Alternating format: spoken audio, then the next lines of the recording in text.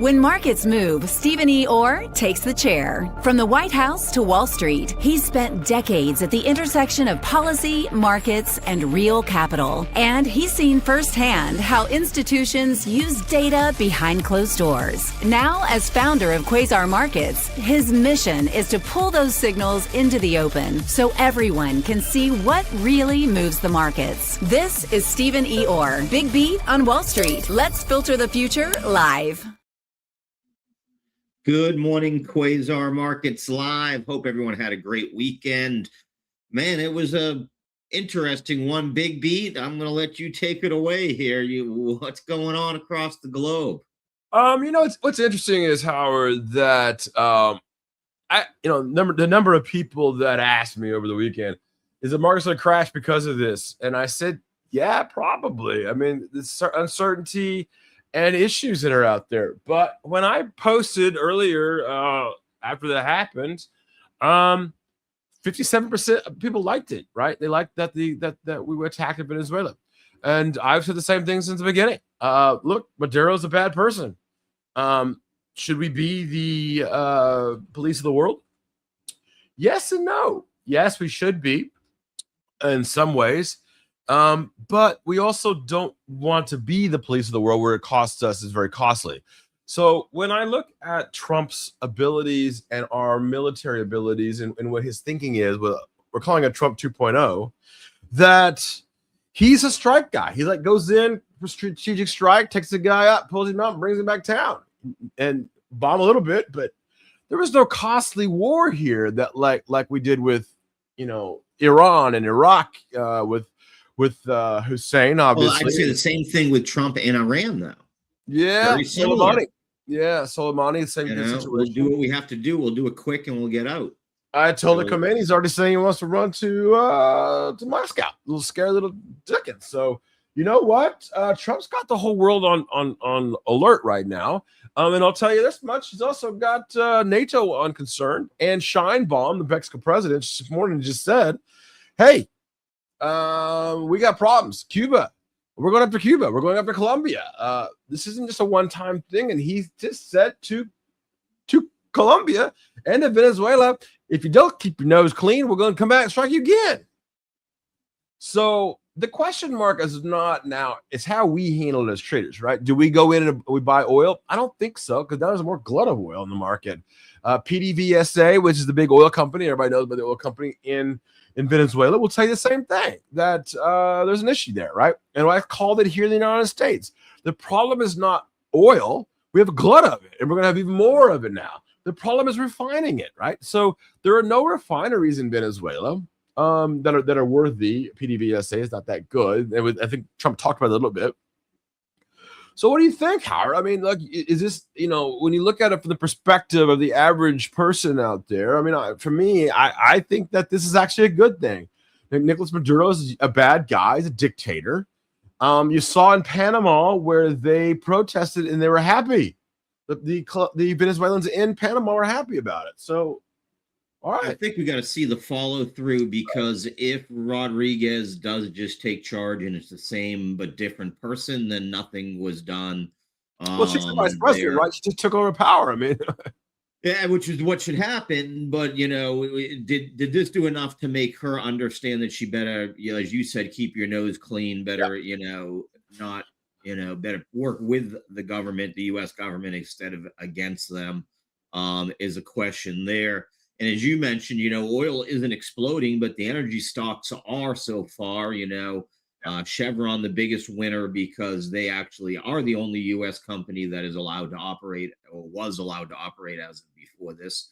But you're seeing Worthington, or Weatherford, who is on the ground there, up about 7.5%. Halliburton, the other one, is going to do quite well on this. You got to think about the pickaxe and shovels that are going to go into Venezuela now. Yeah, right? One that you might not think, Halliburton, right? Because they do the infrastructure and secure the people. They secure the ground and the people around it.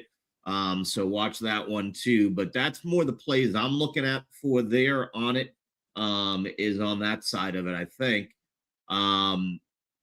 And as you said, I think you got to separate the headline from the trade. because there are two different scenarios. There is, heavy crude that comes from Venezuela is the most sought after, right? Because the uses of it is more easier to refine, as you mentioned. We'll point out, 470 something gas stations just closed in California because the refinery there closed because of rules, regulations, and the fact of a move towards EV. Does this maybe get that reopened? Because you got a refinery just sitting mothballed, just got mothballed this month. So it's still technical, stuff there. Look, the world is not going to move forward unless we figure out the energy situation, right? So I guess in Trump's case, let's just go take over the largest oil reserves in the world. We've got to also upgrade our infrastructure of energy sources that are renewable, like the sun, right? Like those places. That natural gas is a lot better. I don't know. I mean, I understand what he's doing here with the regime change, right? But I had to go back and look at the Geneva Convention, right? So you can't go after every country and make up reasons. So we have to figure that out, Howard. So when we look at it from the perspective of an investor, how do we play this, right? And this is making people nervous. The VIX is up a little bit, 3.72%. I wouldn't say a little bit. That's quite a bit. The markets are up a little bit, but the VIX is up. So somebody's got to give. Right. And so we need to think about this in a much bigger, broader macro perspective than let's look at my charts. I need to understand what Trump is thinking in the future. If he attacks, right. You heard from Xi Jinping, they're not happy. That's their oil. Russia's not happy. That's their oil. Yeah, they get a lot of, and they're all nervous about Mexico because if that's his next move, Mexico has huge investments of Chinese. Right, that's what I was going to say. The Monroe Doctrine versus the Geneva Convention is going to be the Monroe Doctrine and the laws that go between the two. But Monroe Doctrine is not accepted as law anywhere else except for in the United States. Except the United States, right? And if you don't know, Monroe Doctrine is present. That's us us doing it. I will point that out because I did a lot of research on that. Because I will tell you, I was chatting with Mr. Flanagan yesterday a little bit. And he threw out the Monroe Doctrine at it. So but I'm sorry, that's 1823, not 2026. Right, exactly. And like you said, it's never been accepted by the international tribunals anywhere in the world. So it's also and since then we've had the League of Nations. My question to him was, Steve, and what I would ask is this our answer that okay, you're going to take Taiwan, so we're gonna exert our effort and kick you out of the Western Hemisphere? And then you get Taiwan as your prize, Mr. China, Russia, whomever. That's a very interesting question. You're part of the Ukraine. That's what you got. I'm about to hand you Taiwan. Well, guess what I want? I want the West to succumb to the demands of the U.S. The last time that this happened was a little thing called World War II. We started carving up the European continent. Yeah, it's just weird. I know. I'm with you. And Steve, you shorting the Canadians today because they are the big losers in this. Carney has played a hand that might fail here. I have to ask why. I mean, I think the longer game here for Canada is that's a good question. I don't know. Because their trump card was we needed that oil. It is. It is. And it's a good question. I mean, I don't know the answer to this question yet. I think I need a few more days. I need to understand what Trump is thinking over the next couple of weeks, right? He needs to have a chat with Scheinbaum. He needs to have a chat with Carney. Going after the other countries because Scheinbaum and him are not getting along here. Oh no. Well, he doesn't get along. He's not getting along with a lot of people. I don't think he's getting along with anybody. Actually, it's listen. This is. Right. This thing is definitely it's getting interesting. Like you said, it's tough. I mean, the markets seem like they want to jump, but I'm watching VIX all day. I mean, that's what you got to keep an eye on, right? That's going to give you your answers. I have to ask the question. Okay, so Steve Flanagan, if you're out there and you want to come in, or Margaret Shark, you want to come on the show, no problem. I have to ask why the question of Monroe Doctrine is popping up now. For those of us who have master's degree, we totally understand politics. Okay, I grew up in it. I'm highly educated on this side of things. Monroe Doctrine really doesn't apply here, in all honesty, because the Monroe Doctrine was put in place by President Monroe in 1823. So Anybody want to come in and explain Monroe Doctrine in 2026? Literally 203 years later? I don't know. The world's changed since then. Yeah. I just it's a tough one. It's a tough one.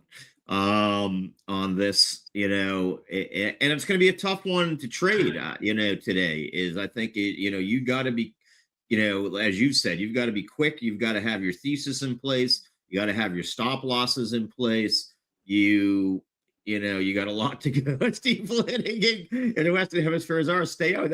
That's what I mean. That's sort of what I get out of it, is that we're saying, this is the president's answer is going to be, listen, China, you don't want to give us the stuff. Well, Mexico, Peru, Colombia, Venezuela, they have those materials too. You need to stay out of there. And we know the ports, and as I said, the one of me that gets very interesting is we know China's built all those ports up in South America and Venezuela and these areas. How are they, like I said, this seems like a trade for Taiwan to me. It really does. Okay, let's ask that question then. If we don't get really technical about it, explain the Taiwan situation. You think China's just going to say, okay, well, United States is playing in their hemisphere. China says, if you're implying in Monroe Doctrine, then China can have Taiwan. I mean, you're still talking about Japan, one of our biggest trading partners. You're still talking about an independent country that has done literally nothing. Well, I don't think we have the rights to do these things, to be the master puppets, and neither does China and Russia. But, the bottom line is that's what's playing out in front of us.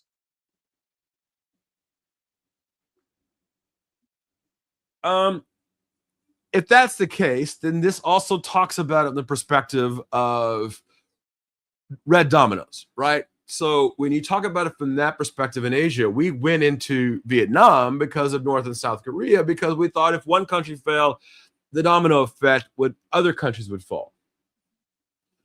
And it didn't work too well in the 70s. It didn't work well in the 80s.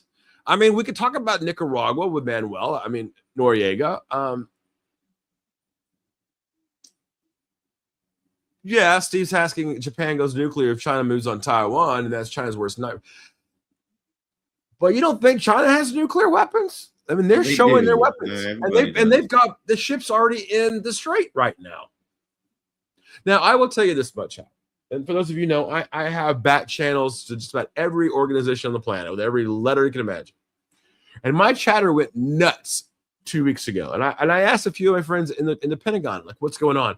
Can't tell you, Steve, but something big's going on. All right, great. My chatter is going again, Howard, last night. So something big is happening again. And some people said, well, look at the pizza effect, right? A pizza effect around the Pentagon. I don't know if you've seen that. Okay. They did it at 1 Yeah, I saw that. And as somebody who knows the owner of Crystal City Sports Club very well, that's when they're slow. Because they tried to say that all the bars were slow and the Pentagon was busy. All right. First of all, no one that works at the Pentagon lives in Crystal City. And breaking news right now, Tim Walz, the governor of Minnesota, has officially now dropped out for re-election of Wisconsin. So he might be a little bit of trouble there, I think. Minnesota, right? I'm sorry, Minnesota. Yes, got Wisconsin in mind. Okay, let's get back to this, what we're talking about here. I think China is going to be in a wait-and-see pattern right now. Xi Jinping needs to have a long chat with Trump. I sit down. Let's talk about the future. Because if they don't, we might be carving up a new planet. And we need China. We need their molybdenum and lithium and all the things that go around their rare earths. And they're closing it down. They're already closing down silver and a few other things. So we don't need a world that's been Monroe doctrined, where you go play in your side of the world, we'll play in our side of the world. Well, when Monroe did that, the ships were sails, right? So when a country invaded us, it took them months to a year to come over, right? So you got a different world than we do today. We can go attack a whole freaking country and take out a dictator in less than a few hours now. Right. So no, I don't think Monroe Doctrine really applies here. I do think that Trump 2.0 is applying here. which is how he wants to see the world. He's not going into, he does not like, he's said it very often, and I agree with him. I don't like long, drawn out wars. I thought Afghanistan was too long drawn out. I thought Iraq, Operation Desert Storm, Desert Shield, all of those were too long and very costly. To get one dictator? Now I understand that back then Kuwait, we know that, right? Kuwait was invaded. Know that by Iraq for oil. Oh, really? There's your answer. It's about oil. This is about oil. This is not about drugs or regime change. This is about going after a country that has the largest proven reserves of oil in the world. Anybody thinks anything differently is out of their mind. I mean, you can say it's a police action, which we did in Vietnam. I believe people don't know this. Vietnam was not a war. It's a police action. And I think if that's where we're going to go with this, then okay, then that's where we are. So if we're as investors think about this and we have more oil coming online, there's more of a glut. And it's not very far from Florida to Venezuela to bring that oil. It's not very far from the Gulf of Mexico or Gulf of America, whatever you want to call it, to get back at the refineries in the Gulf. Right? And to turn those on, those lines are already ready to go. So it's about oil. And I don't think anything else. Yeah, So I mean, go ahead. Yeah, I mean, it's that about geopolitical power more than anything else, too. I think that it's, yeah. I mean, I think it is about scaring Mexico, Cuba, and anybody. Colombia. Here we go. We just heard news now that we are the United States has seized $1 trillion worth of precious metals in Venezuela. Yeah, and they have, I think, 3, so they only took a third. And I think that they have. I did see that they have gold, right? We took all their gold. Yeah, this is not normal in 2026. So, is this the new normal? Is this the quantum convergence that Steve Flanagan is talking about? Is this Trump 2.0 where we just take over a country? I don't know. That's what I want to see. That's what as the first thing I said out of my mouth earlier today. I want to see what Trump does over the next few weeks. Does this calm down, or do we do something different? And I'll tell you on Kalshi, Rubio's chance of becoming president just jumped a lot. Kelsey also, some new whale opened up a huge long on China taking over Taiwan by the end of the year. Yes, right. You've opened up the thought process of a lot of people going, wait, if he can do this, oh my God. Xi Jinping goes, oh my God, all right, maybe I can take Taiwan. That's how North Korea started the fights. Oh, well, it's not hard. I can walk around in South Korea. Well, no, you can't do that. The DMZ is right there now, right? We cannot fight, and I said this 3 weeks ago, we cannot fight a 4-theater war or a 3-theater war. And Trump doesn't want that. Trump wants a very precision, planned out thing. And from what we understand, this was planned out for 2 or 3 months, and they were going to go a week earlier, but the weather wasn't good enough in Venezuela to make that happen. So that's the question mark that I have. Yeah, I mean, it's going to be, we need to see what plays out. I mean, Twitter today is just going nuts. I mean, just nuts with everything. Yeah. Trump just said, too, we're going to receive more than $600 billion in tariffs, and I'm not quite sure what that means. I guess that's the payments coming. I mean, Tariff City is what his name is. I mean, tariffs aren't helping us as a country. It's really hurting us inflation-wise. So I know that the Fed says that's not happening, but it is. And Reuters now reporting that Venezuela acting president seeks U.S. government collaboration. So we're starting to get some of the answers. Maybe the answer is that, she's going to play nice and, but that same regime being in charge, that doesn't really do much, right? I don't know. The markets. Yeah, that's a good question there. I don't know, man. Let's take a look at what we've got. I'll leave that one for you. Yeah. We are 10 minutes from the open so far. Dow Jones right now set to open up about 18 basis points, right around 48,700. S&P at 69.29, up almost half a percentage point. And the big winner has been tech so far, up about 87 basis points at 25,605. VIX below 15, man. That tells you there's still a lot of risk on appetite People aren't running to the exits right now, so that's interesting. With Right that now. being said, silver's back at 76.72, Steve, and gold 44.25. ZSL, baby, ZSL. I'm going to be Yeah. shorting silver. I have not seen this many commercials on gold and CNBC in months.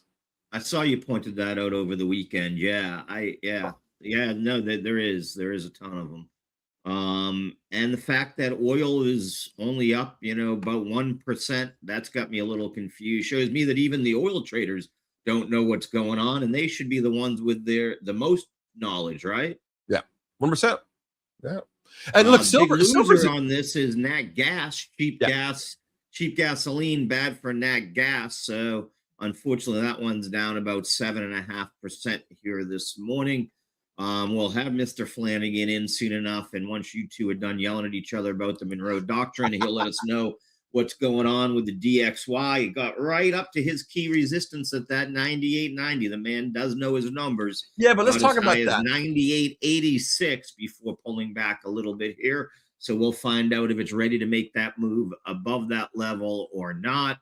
Sectors, it's really all about tech today. 3.88%, or energy, excuse me. Yeah, 3.88% to the upside is XLE. I will say that that's not a surprise, and the algos are going to trade that up, in my opinion, this morning, because there was a lot of them that were set up on a lot of breakout scanners already. Charlie Moon over at Prosper was letting me know on Friday that AI was pulling up a lot of the energy names as possible breakout targets already. Yeah. So with this news, watch for them to take off today. But AI is dead, Howard. So we heard AI is not dead. AI is just started, and we're getting wound up. Tech up 1.27%. Steve, I will mention the name I brought to you. Well, I got to give a shout out to Jeremy Vreeland and the folks at Tuttle Capital, because they're the ones that mentioned it. And then I got into it after talking to them and looked at it. One of my picks for the year is SIDU, SIDU, up 37.9% in the pre-market. Remember, I talked to you about that here on the show Friday. 37.9%. They just got a big part of the Golden Dome contract. Still only has a $282 million market cap. So this is one I'm watching. ONDS, another one I brought up on the show, up nicely here in the pre-market, about 3%. Couple other names I'm watching, Steve. APLD today, UMAC, RDW. So we've got some interesting names on track here around that sort of next generation of defense contractors, the small guys that haven't taken off. It's the chip sector market, right? I mean, you talk about tech, it's chip sector. And we can't talk about the chip sector without talking about the metals. I mean, you talk about nickel and silver, all these metals that come in play. Nickel's at a 1-year high. Silver's super high. This morning you saw copper at an all-time high. I mean, these commodities are getting outrageous. And they can go higher, but we gotta be careful about that. Steve, we look at the Mag 7, Tesla making a little bit of a move up about 1.94%, but this is after it challenged 500 just 10 or 11 days ago. Now down at 438. Are you buying the dip here, or are you fading the rip? You know, it's interesting. I got berated on social media the other day that all because of all my Tesla shorts. I'm pretty happy about my Tesla shorts. I looked at my 2025 statement, and my biggest wins were Tesla shorts. It's made me a ton of money, right? But I also don't. I'm also a lot like you in the fact that I don't want to quote fade the Musk. You know, that's your favorite saying. And he's got a lot going on, but the price of Tesla is not normal, right? It's way out of the bounds, and it's not something that I'm really excited about, right? I like shorting it because I think it's a FOMO trade, and it's done very well. Okay, folks, Shine Bomb, Mexico's president, says she is not planning to call with Trump for now. Guys, the world's starting to fall apart. The market today is all about tweet analysis, everybody. You know, this is, as Steve said, today is not a day to clutch your charts. Right. Today's not a pro clutching day. But I will say I'm going to have a good time on Thursday and Friday at the CMT Association midwinter meeting here in Tampa. So I'm going to get a chance to meet with all the chartists in the world that draw your lines on your charts, our charts. We'll do something from there. But I want to tell you, once this cleans up a little bit, I think the charts will be the only way to trade. But I think we need a clearer picture until we get there. We're not quite there yet. But just seeing also Switzerland freezing assets linked to Venezuela's Maduro. And here we go. Israeli spokesman, military spokesman says issues an evacuation order for 2 villages in southern Lebanon. Imminent strike coming in southern Lebanon now. So, my goodness, the news this morning is fast and furious. Hey, I want to say thank you for everybody watching right now. If you are watching right now, do me a favor, especially on Twitter, repost it out there. Appreciate that. Hit the button, give us a comment, tell us where you're watching from. Yeah. By the way, I want to talk about it. It's ABGO. For those of you who don't, Friday I bought back in on ABGO. I'm a happy camper here. Probably will be taking some profit here. I'm still in it and will still be in it. That's one of my longer term theses, as you know. I'm a little heavy. I'll just say that much. But nice move up. Yeah, chip sector moving up nicely. ASML up about 4% here this morning. ARM up 5%. Intel, a big one, Steve, on analyst upgrade from Milius Research, a company I had not been that familiar with, but it's up 5.23% on their upgrade there. Another one, Coinbase, that we love, up about 5%, 4.5% here on their upgrade. Goldman Sachs moved them to a buy. So who just bought a whole bunch of more Bitcoin over the weekend? MSTR. Okay. Yeah, that's up 4%. That trade's been turning around here. It's been consolidating. I think it's ready to make a run here. The wild card there is you're 10 days from MCSI making their official decision on whether they're included in the indices or not. I personally think that it's already priced in. They're getting kicked out. And the only thing you have is the room of least resistance is to the upside here. So I am interested in MSTR down here in that 150 level right now. They're trading below the native asset value. Again, I'm going to use Peter Lynch. They're trading below the breakup value of just their Bitcoin. Never mind their offices in Silver Spring and Bethesda and all that other stuff they own. Steve, anything else you're watching here on the gainers? Most of them, again, are either oil and gas names. You've got VLO, CVX, BKR. We are open, Steve. Here we go. Looking at the Mag 7 myself for the start. First moves to the downside on Tesla, 1.81%. Oh, there we go. Actually, a little pump now to the upside. Algos look like they're buying to start off with. Tick starts off fairly muted, but advanced decline is up 1700, excuse me, if I can read. Sold so much. Not much of a move on the VIX here, staying right around 15. Now it's the one that's got me. That should be above 18 here. It really should be.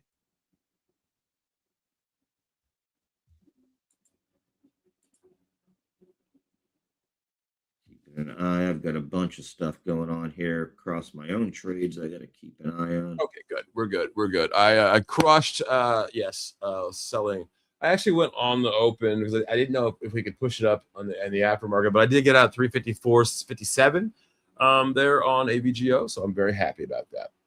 I might find back here soon because that's what we do. We trade, right? So, yeah, that one's not a trade one for me right now, although I am up 10% on it, so it's getting close to maybe being a trade. And the tick now is up 4. I will tell you, I did take some profit on copper here this morning just now. Smart man. It broke through that $36 range. We bought it when Peter Thomas brought it down after the tariffs. It went from 36 down to 25 or so. And just remind everybody, today is the last day of the Santa Claus rally. So it did not. I think I was wrong with this. I think I might have been wrong with the Santa Claus rally. It wasn't as good. We got some of it, so there was an updates, but we didn't get it as full as I thought we would. But Doc's the bottom line is we closed. I mean, a Santa rally, you got to end up higher than you've started, right? Right.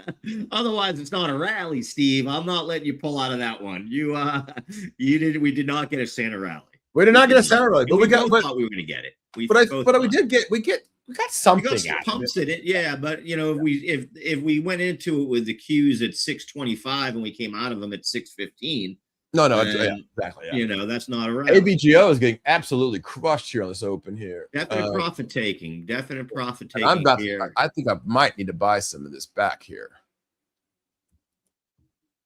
I do see a penny pump MNTS making a run here. It's on my screen right now, up 85, 87% here. Was on my morning watch list here. MNTS up 86%, moving to the upside. Holy crap. What? Oh, yeah, no, don't own that.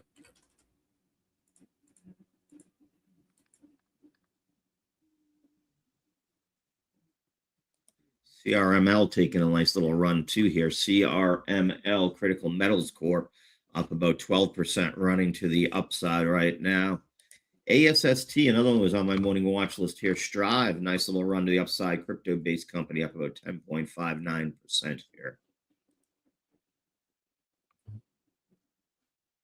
You definitely see some profit taken on that side do that I like. If it pulls back enough, I would actually be trying to buy some more here.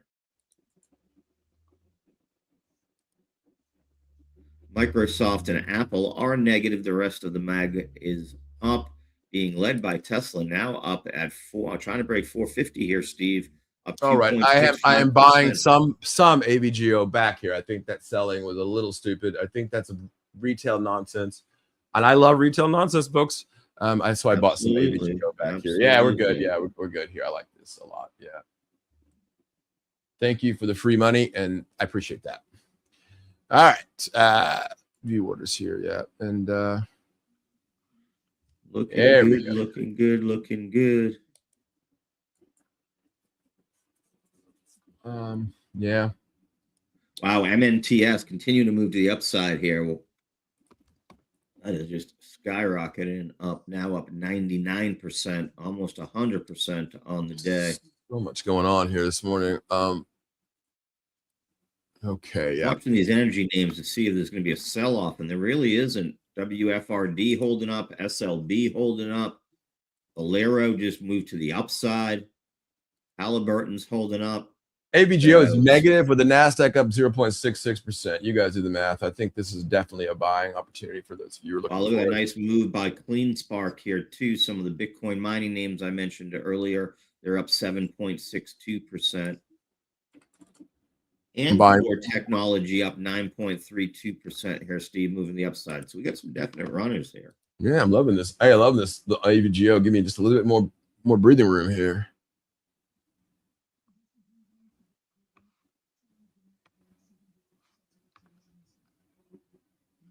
Royal Gold up 20% here too. So we're seeing, again, that's the economy of it. Also saw talks that UK was holding about $2 billion of Venezuelan gold that they refused to release to Venezuela. So nice much move going up by BitDeer today. CoreWeave. So again, crypto mining companies moving up nicely. Iron, all moving to the upside. Hut.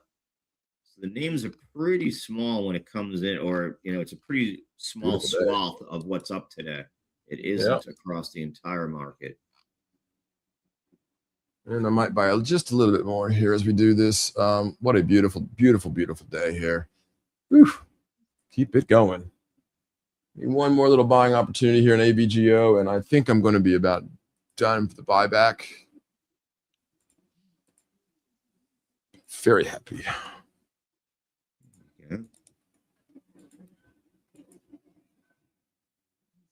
One more buyback here. That should be good. VIX is staying muted here, so that's what's got me a little surprised so far.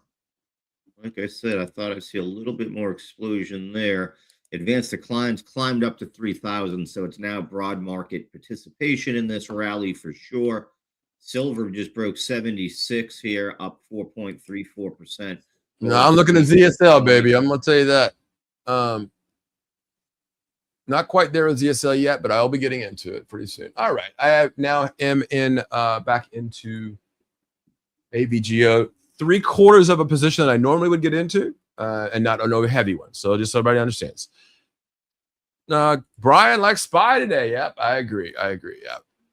All right, I got to look at these numbers here. Coinbase now up 5%. Nice little move to the upside, 248.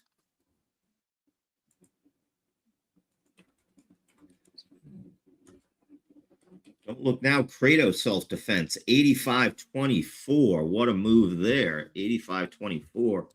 We are in, I got to check with Mr. Bauer. We are in a position there between his and my rooms. I like Kratos Defense, but Kratos Defense just has way too much debt for me right now. I just can't handle the their We've debt. got it on a covered call spread. There you go. That makes It sense. just went up. It's up 539% today. That makes sense. All right. This Broadcom sell-off is nonsense to me. I love that nonsense stuff.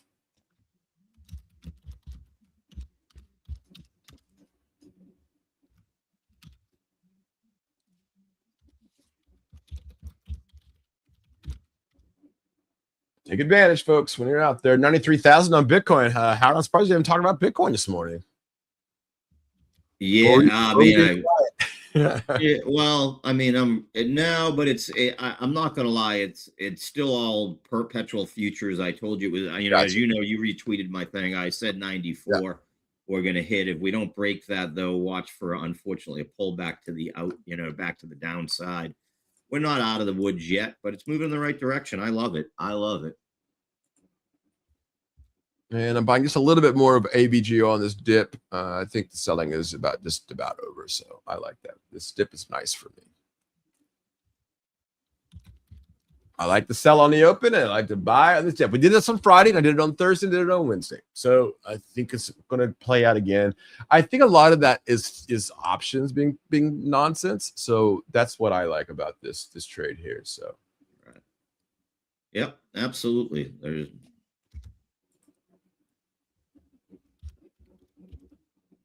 We have crushed it every single time. So I don't know what's going on here. All right. Woo. Beautiful day today, actually. All right. Now 1, 2, 4. Okay. I have a little puppy dog in my office this morning. Oh, nice. I apologize. Just sending something out here.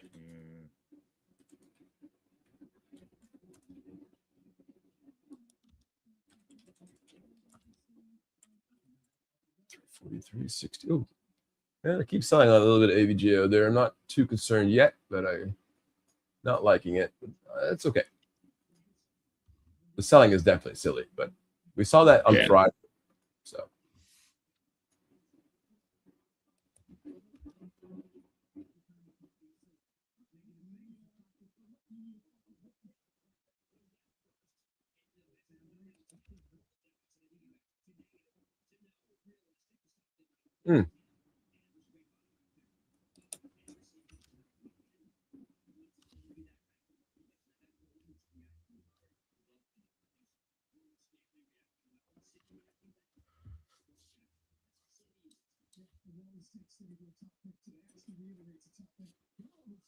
Howard, thoughts on Chainlink there? I love Chainlink, Andrew. ETF has seen some great inflows. They're securing the data for pretty much New York Stock Exchange, Reuters, everybody. They are a chain agnostic view. They're my, outside of Bitcoin, Ethereum, and Solana, my biggest position and my biggest conviction is with Chainlink. Polymarket says they're going to roll out real estate prediction markets. Yeah, the prediction markets are a little crazy there. It is for a little while. It's going to be cool. It'll make everybody feel like they're gambling, but I think the whole thing will fall apart eventually. I can't argue about 90% of it is basically wash trading from what, and when they do these analyses, they've seen this thing where jump capital is playing both sides because if they equal less than $1, if you can buy the long and the shorts for 96 cents, equal amounts, you make 6 cents no matter what happens. And that's what they're doing, is that there's some, arbitrage opportunities. The Dow's up 470 points right now. The Nasdaq's up 101. There you go. There's your answer.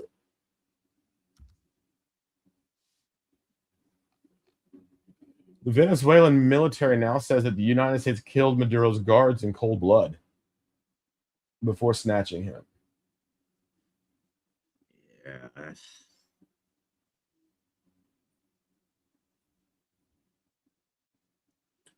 could get nasty out there. Gotta be careful. Still gonna be traders.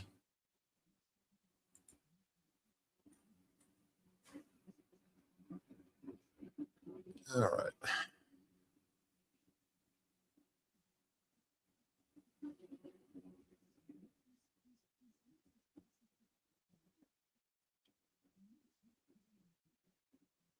Yes, Ron and Sana now posting. I'll post this about the Monroe Doctrine. I like that. Smart move there. And I actually know Ron.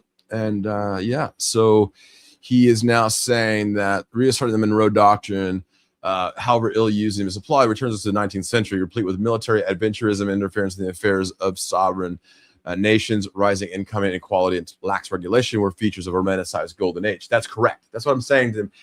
It's not the same time period. This just doesn't fit us. So I agree with Ron on that one. I'll try to put that in the banners to make it a lot easier for everybody else here.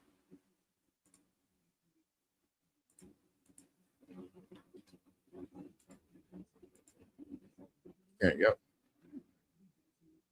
And there's the bot back up there on ABGO. Yay. Keep going. Absolutely. Yeah, I thought that selling was just nonsense. Yeah. And we do see so far now, advanced decline up 3,500 here. The Qs are up 85 basis points. So, we are seeing it move to the upside so far. Tesla now up 3.28. Steve, does that have a number you like before you would start to look to short? 0. I mean, look, I like what's going on. How you feel about it? Elon Musk just had dinner with the president and first lady in Mar-a-Lago. I did see that. Yeah, and they're all lovey-dovey again. But according to Trump, that and as you say that Truist just dropped Tesla's price target to 439. So Trump even made fun of him, saying 20% of him is dumb. I mean, like, what? So I don't know. Those two are like a love on and love off affair. I don't know. Man, it's crazy. It is without a doubt.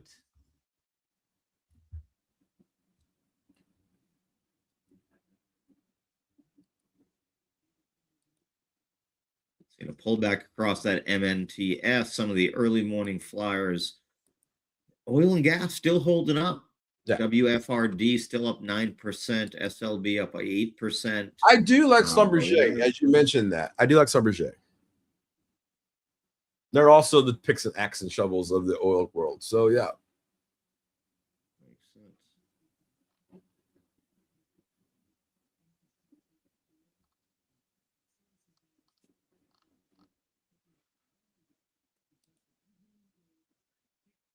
Jim Kramer says he likes the semi-complex here. All right. Well, that didn't help me, Jim. Thanks.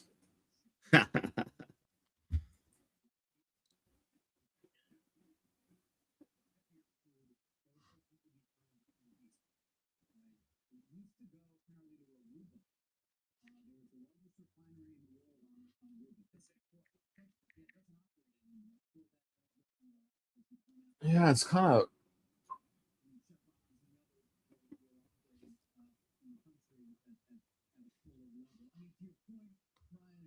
These are holding steady here. I mean, the Dow is now at 524 points now. NASDAQ, this morning the Dow was down and the NASDAQ was up. So here we go, 339 now on ABGO.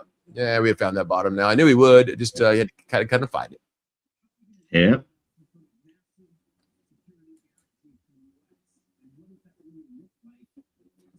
Take that profit. Back to work.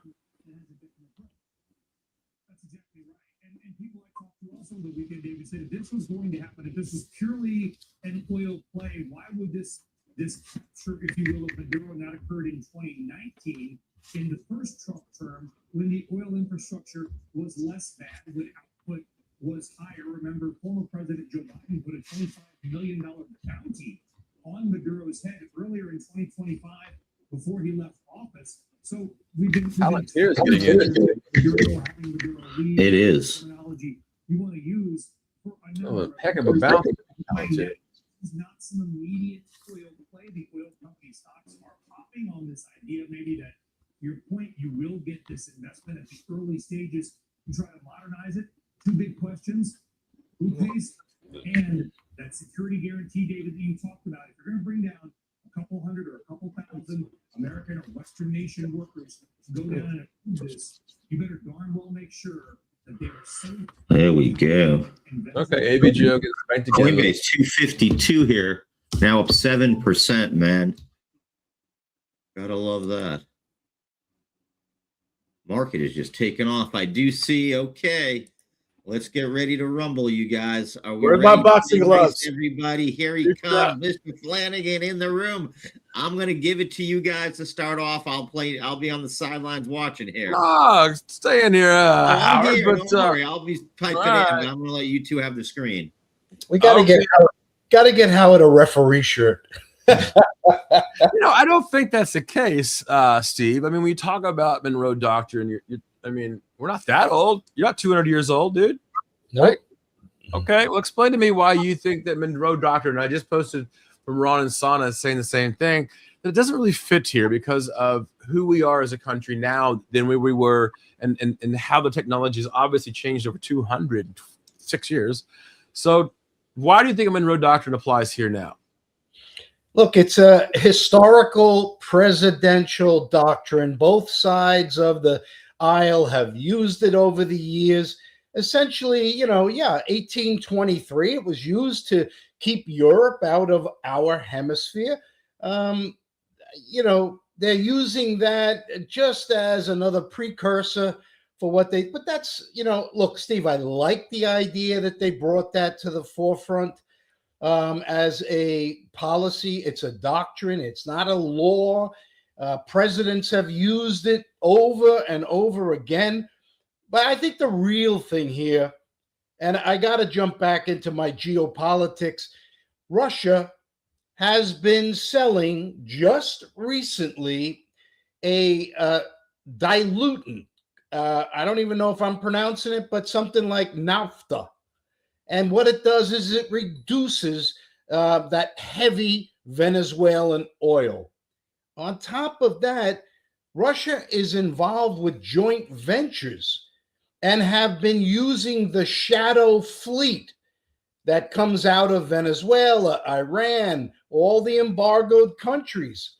So while I see the Monroe Doctrine as a headline, an umbrella in which to operate under, boy, oh boy, this really reeks of geopolitics. And hey, Russia, if you're not going to solve this problem in the Ukraine with us, then we're going to turn up the heat. And this was a one-day thing.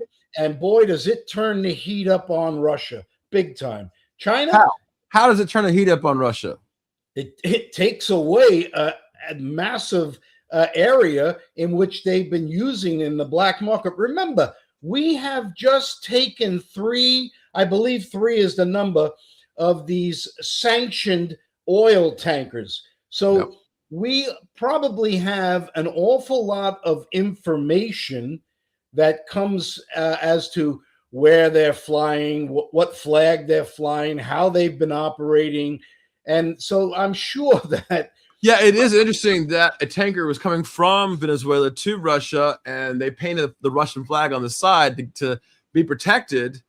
Didn't stop the United States from attacking that ship and taking it over, right? Yeah, and so the other thing is this plays right out of the Panama situation with Noriega, and that was a very successful trial against Noriega. Maduro, look, this guy is guilty as guilty. Totally. So watch. Oh boy!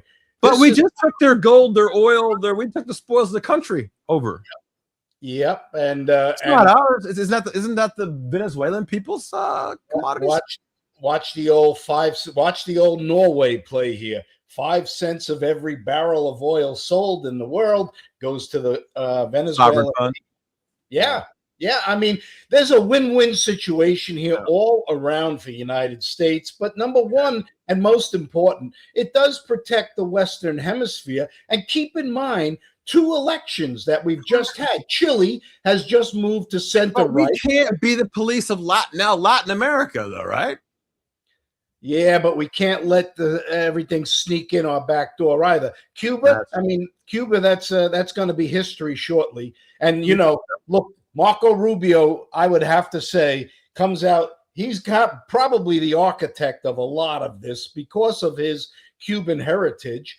But Bolivia's moved center right, and Argentina, their entire legislature is now right lockstep in form with their president. I love Cuba. I've been to Cuba. I've been to Havana. I love the Cuban people. But they're under dictatorship, so I totally understand it. But what do we do, Steve? Do we go attack that country too? We don't need to, Steve. It's all economic. It's all muscle. This was a one-day affair. Watch, you already saw comments from the vice president who was sworn in by the Venezuelan Supreme Court. So, this is not like everybody's, of course, people are saying China's going to take Taiwan. No way. No, okay. Totally different. Why? Because if Taiwan falls to China in a military move, then they flick a switch, and on their doorstep is a nuclear-powered Japan. Right.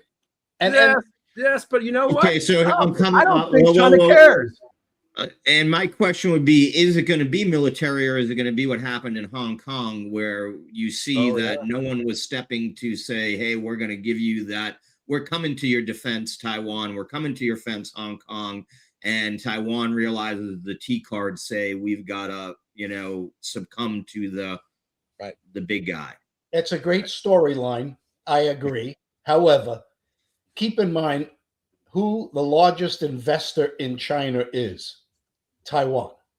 So what's going to happen between Taiwan and China is going to be a well-scripted architecture, and it'll be an agreement, and both sides will benefit from it. So I don't see that in any relation with what we just did in Venezuela. That has its own storyline, which plays out over the next years. What did we do in Venezuela? We took out a narco terrorist. I mean, and if this guy...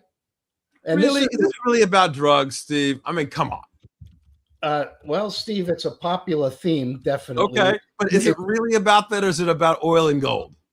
It's not about, all of the above. Okay, I would say probably, in my view, the biggest part is bringing Russia to the table a lot quicker than we thought. That is the biggest picture piece. I think you're right. This is about bringing Putin under the line for Ukraine.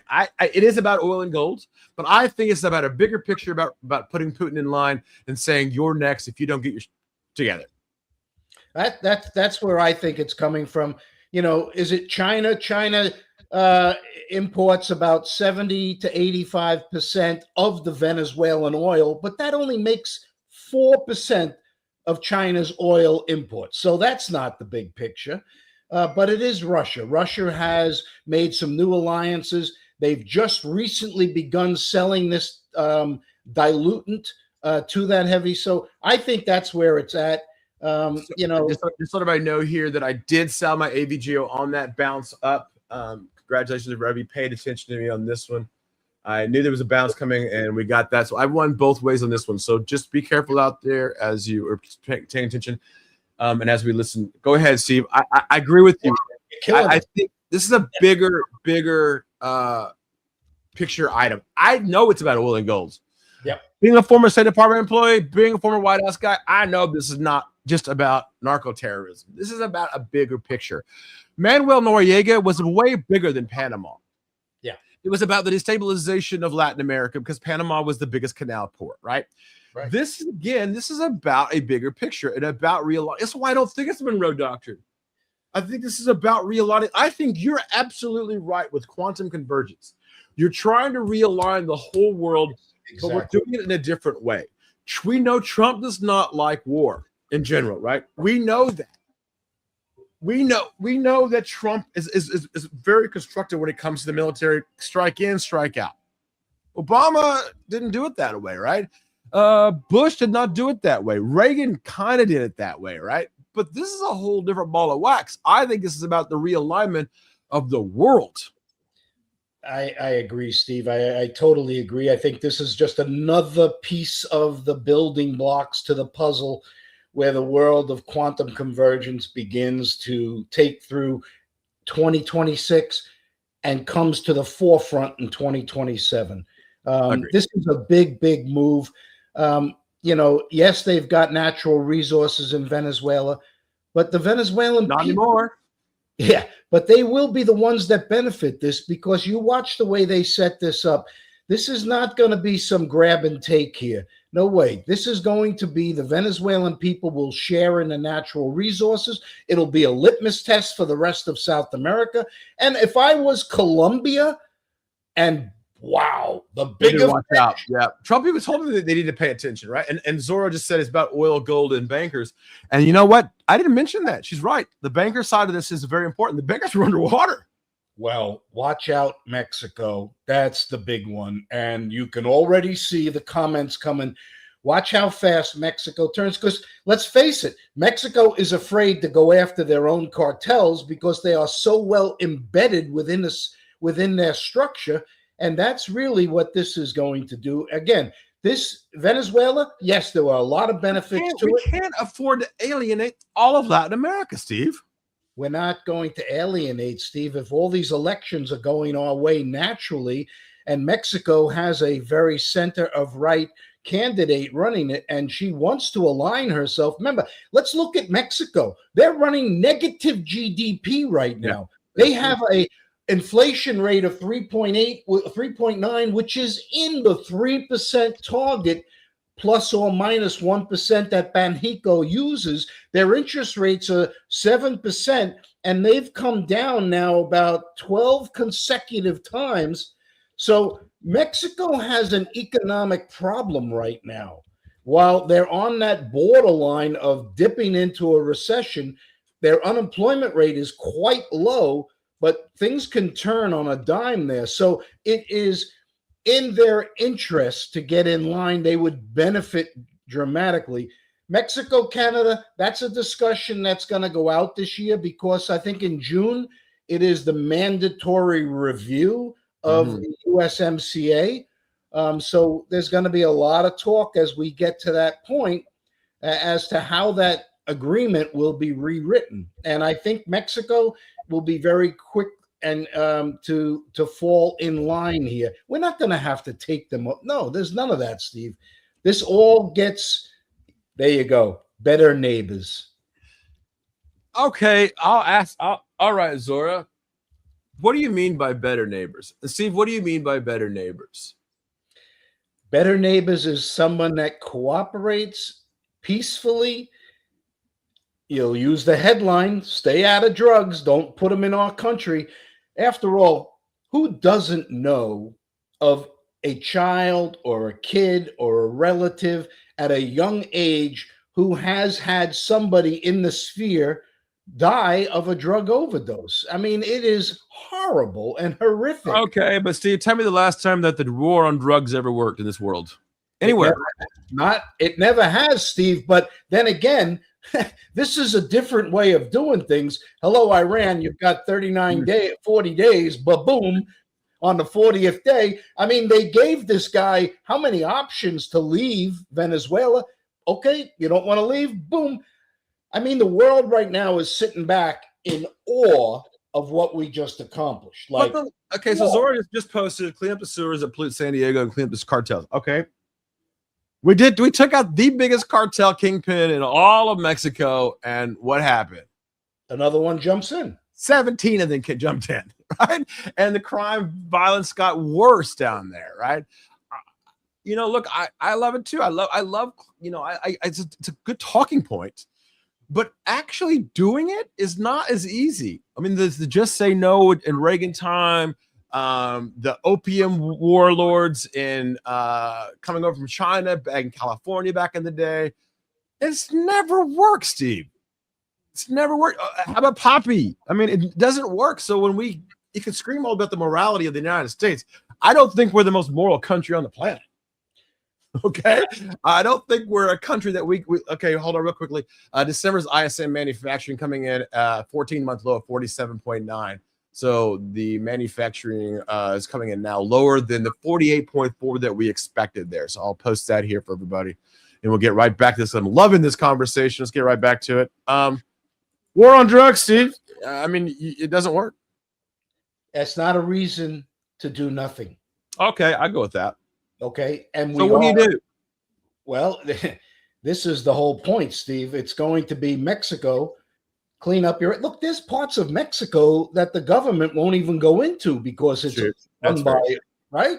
So that's all going to change. I like margaritas. I like going to Cancun. I like going to Cozumel and to the ports. I don't go to Mexico City.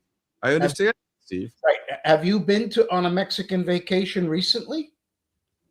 What, 3 months ago? Maybe I was in the ports. Okay, that's recent. I have a timeshare down there, and I haven't been there in like 5-6 years because you know. I'm happy to use that timeshare for you, Steve. Yeah. I was about to volunteer too. The timeshare, Steve. I ain't scared. Yeah, I am actually some places. The matter where it is. Yeah. What he didn't mention is it's right at the pass there. All right. So bringing it to currencies, the Mexican peso closed the week. Bring the peso chart if you can, Howard, for us. Yep. It closed last week at 1790. Now, I'm not sure where it's at right now. It is flying, but it's been up to 1802 already. Woo! And now we definitely got to go to your timeshare because that's a lot of tortillas and tequila. It's all the way back down at 1794 and a half. And I'll tell you what, the Mexican peso is one to watch. It has been, as I've told, money moves first, and Mexico is the parking lot at 7%. Used to be at 10%, where all the world parks its money if they don't want to be in the U.S. And that is a place to watch carefully because I think a big change is coming, and I want to get long dollar Mex. I am long dollar Mex right here, and I think that you're looking at a play back up into 1850 and maybe even seeing the 19 level again, because I don't want to be near the Mexican peso. Too much money is there. And when that currency moves, as you can see overnight, it moved 12 big figures just from Friday's close. And there's a big impact if Sheinbaum continues to speak. So we know that she's not going to be quiet, and she's telling Trump what she thinks. So, yeah, I think there's a lot of volatility in the peso right here. And she's got a weak economy behind her. So this is the Achilles heel that I think Trump will exploit here. Is that what Trump is doing? He thinks he has a very strong economy. We all know here he doesn't. But is he, in his mind, is that part of his strategy here? Well, Steve, the K economy, then I understand what you said. Right. But the numbers are showing a strong economy. For us. Yes, and I think in 2026, I think the broadening out of this economic growth in the United States is going to be the big subject, which is why the U.S. markets are so poised here to move up. It doesn't take much, and your market is up like today. Boom. Because everybody realizes all the tax benefits that are coming down the road. I mean, this is... The price of oil had been down. It's a huge stimulus. And looking around the world, there is not really a growth situation as an alternative investment. While everybody likes to jump on the Eurozone as a major investment, you look at the euro dollar, it is just barely hanging on here at 1680 level, and it's already below last week's close and last year's close, which is also something you want to keep a very close eye on. So I think it's the dollar by default. The Mexican peso is the one I'm going to watch very carefully, because that to me is going to lead a lot of this money out of the parking lot in Mexico, because now there is inherent risk of sitting in a high yielding account in Mexico. Right. I agree with that. And I'm looking at Bitcoin right now, 93.3 right now. Yeah. So, okay. Here's the wild card. Watch the former Venezuelan president suddenly say, okay, and turn belly up. And if he starts revealing the details that everybody wants, look out. What does he want? Well, he could What begin. you mean the new Venezuelan president, the woman, or you mean the former vice president, but now the president, or you mean Nicolas Maduro? Maduro. Well, Maduro's behind bars in prison, right? I think he's about to go to the Southern District, right? I think he's downtown where we always hang out. And if he suddenly starts talking the details of what's behind, yes, is that what? That's what you totally hit the point, Steve. Yep. If he suddenly shows the quote unquote narco terrorist, if he suddenly shows the network how money moved, how oil moved, and how everything's been going on, let's face it, where has that money been working its way into the United States? There's so many unanswered questions, but what I can say, I feel confident that there's a much larger thing at play here than just picking up Nicolas Maduro and taking oil and resources. So, all right. So I'm going to nail you on that. What is it, the bigger picture? You said Russia earlier, but I think there's the even bigger picture. And I think that bigger picture is the realignment of the world in Trump's eyes.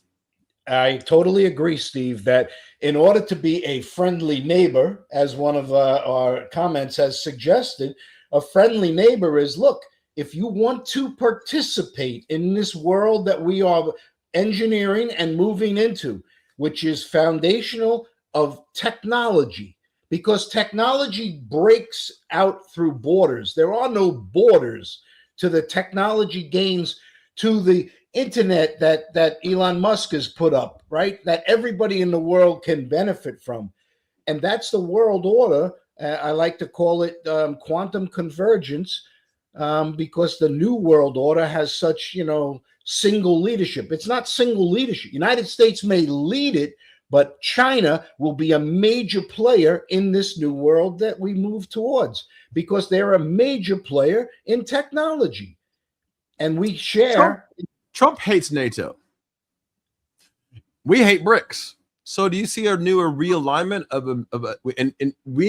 and I've been a part of it for many years, the G7 or some of the 8, and I was in Denver. Is that the new realignment where Trump creates a new thing? So it's the major players. So it'll be China, Japan, Russia, us, and we all talk amongst each other quietly.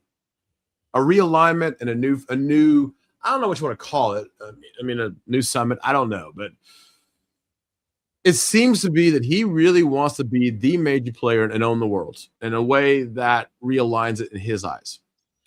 I don't think he wants to own the world, Steve, because I think that this guy's vision is far bigger than that. What he wants is the United States way of life, freedom, and choice to be available to all.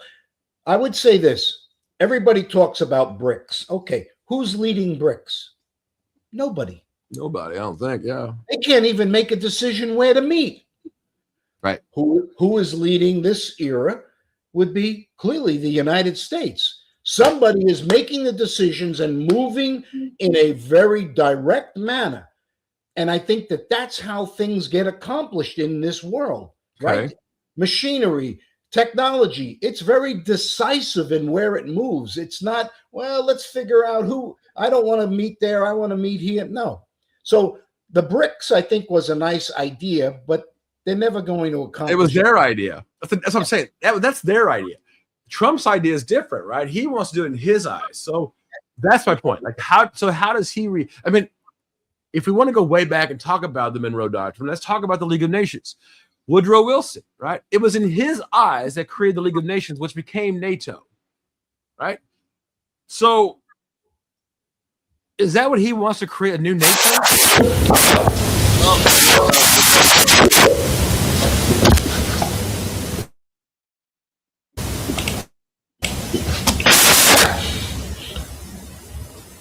The government hates you, Steve. I think we got to get back to it.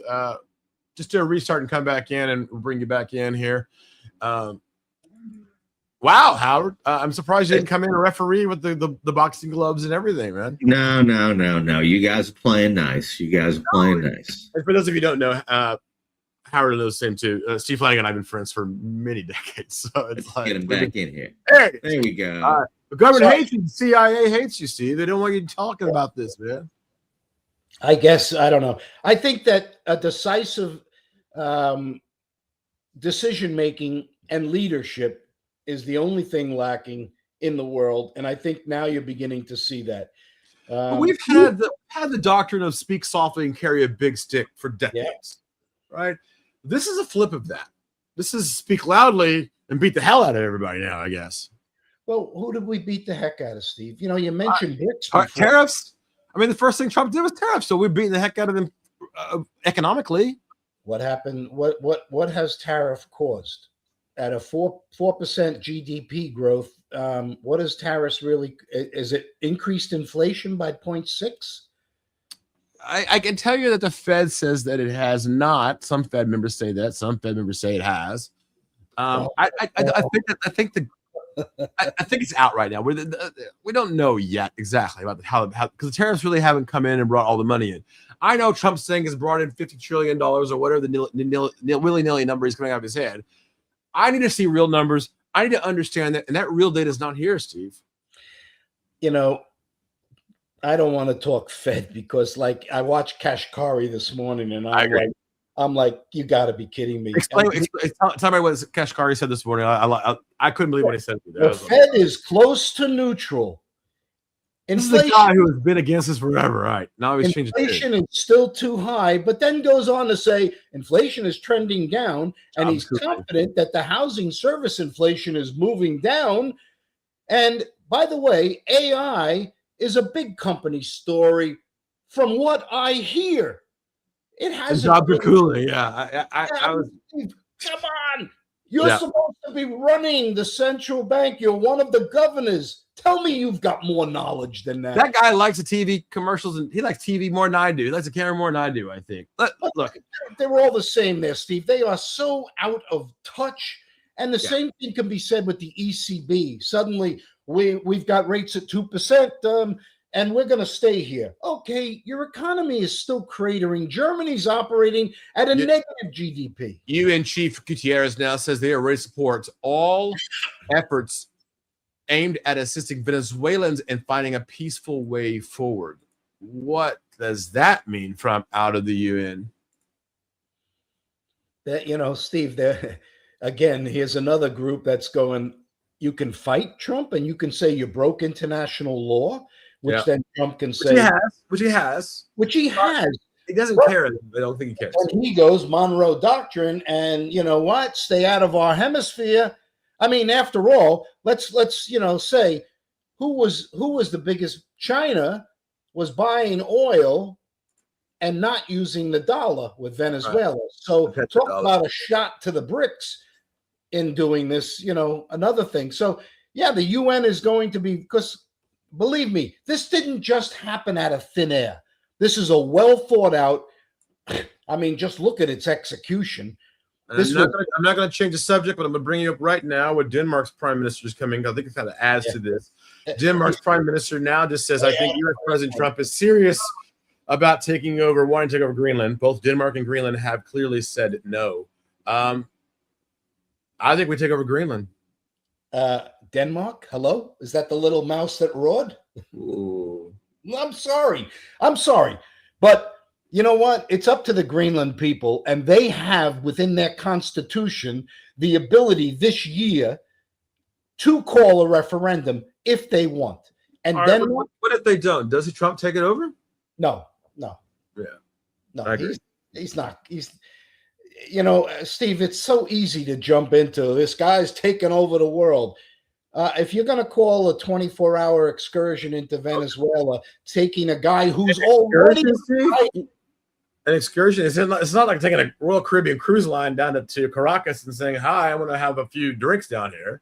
Have you been watching the old Bill Murray and Dan Aykroyd movie? It's just Czechoslovakia. We'll run in, we'll run out. That's not what it is. The guy's indicted and wanted in court. I mean, I'm not looking at this as anything more than another piece to the puzzle in moving down the line to a world of quantum convergence that is already been based. It's already moving forward at lightning speed. And guess what? Get involved or be left behind. That's up to you. Okay. And that's the thing facing Europe right now. They're concerned about what we're going to do in Greenland. You're missing the whole point.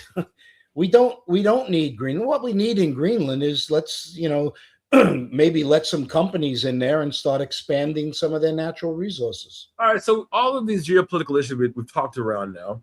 What's the biggest one, Steve, in your mind that we really need to pay attention to? Right now, I would say Russia and the Ukraine, because I think that moves very quickly to the forefront, because I think of this move in Venezuela. You're basically stopping this, what do they call them? The shadow fleet. I think we have a lot more information than has been released on where these shadow fleets, you've even mentioned one of them had the Russian flag painted onto it. And I think that that's taken a major area. Remember, Russia can't afford to be in the Ukraine if they don't have money. And they have a lot of money because they've been able to skirt the whole world's sanctions on raising money. So that's where I'd be watching very carefully. I think China doesn't do anything. I think China sits back. They're getting their economy. They've just front-loaded $42 billion worth of an infrastructure stimulus plan early 26. I think China is focusing on their See, that's the whole point, Steve. Everybody has to focus on their domestic economies.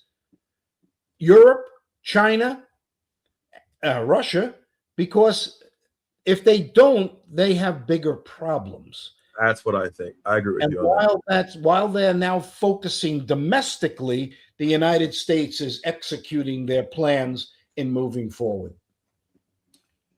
All right. Well, I want to thank everybody for watching. We're at 3,000 viewers. I love it. We've hit some of the biggest numbers over the weekend. We had a poll over the weekend. Did you agree with Trump's position here on Venezuela and takeover? And it got a pretty good numbers. Steve, when we looked at the numbers this morning, it seemed to be a very popular poll. And that poll was seen, believe it or not, by 282,000 views with 15,000 votes, with a 55.8% approval rating and 44% said no. So I think you're in the right place. I think the majority of people do support the president on this, and I do support the president as long as we don't go deeper. That's what I'm saying. I think if he does it the way he's doing it now and doesn't try to take over the country as if we're dictators ourselves, I think he's in the right thing. I totally agree with that, Steve. And, it is being run by its own people. Its own Supreme Court has authorized. So we need to stay out of, any boots on the ground and that type of prolonged affair. I think it's only positives. Let's see what Maduro comes forward. Does he, spend the rest of his life in jail? Probably. Or does he turn belly up and begin to show what actually has been going on behind the scenes?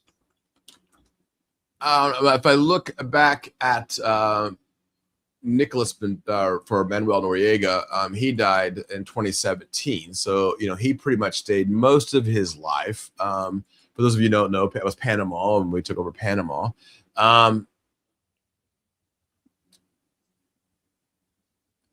What we found out about Manuel Noriega down the line was that he was a CIA informant.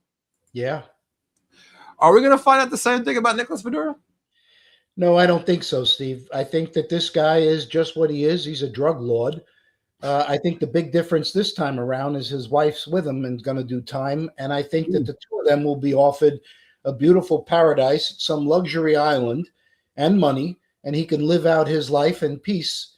But he's going to have to turn, evidence over to the state. And I think that that's a huge difference this time around. All right. You talk about it from that perspective, then I have to go even back further. The Philippines, the Aquino family, right? Corazon Aquino, she did live her life out. I think it was right in Hawaii, right? We gave her a big Hawaiian palace. I think you're right. Is that what happens? And she was able to keep her shoe collection too. Good God. I mean, even my wife's very loves her shoe collection. Yes. But those two did not turn anything over that really told us anything more than we didn't know already, correct? I would think that what he turns over is factual evidence that then can be put in front of Putin and say, we're well aware of what's going on. And guess what? It's over. So is this this is getting to the bottom of this. Is this what Trump is wanting? The smoking gun to go after Putin? I think what he's showing is he's willing to go to rather great lengths to knock off the war in the Ukraine and Russia. He had an ulterior motive here, no question about it. Oil, gold, and the people of Venezuela well behind him. And I think that, the cards and the alignment were perfect. But I think he is showing the world, like, don't test me.